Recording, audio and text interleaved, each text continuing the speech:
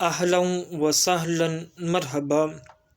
آج 3 رمضان المبارک ہے اور یہ بڑا خاص دن ہے۔ حضرت سیدۃ النساء العالمین حضرت فاطمۃ الزہرا سلام اللہ علیہا کا یوم وصال ہے، جن کے بارے میں حضور جانے جانا صلی اللہ تعالی علیہ وآلہ وسلم کا فرمان ذیشان ہے۔ حضور نے فرمایا فاطمۃ بضعۃ منی، فاطمہ میرا جگر پارا ہے، میرے جسم کا ٹکڑا ہے۔ فمن ابغضھا ابغضنی، جس کسی نے بھی اس کو ناراض کیا یا اس کو تکلیف دی اس نے مجھے ناراض کیا یا مجھے تکلیف دی۔ اور ایک اور حدیث پاک میں یہ الفاظ موجود ہیں۔ حضور نے حضرت فاطمۃ الزہرا سے فرمایا فاطمہ، اللہ تعالیٰ تیری ناراضگی پر ناراض ہوتا ہے اور اللہ تعالیٰ تیری رضا پر راضی ہوتا ہے۔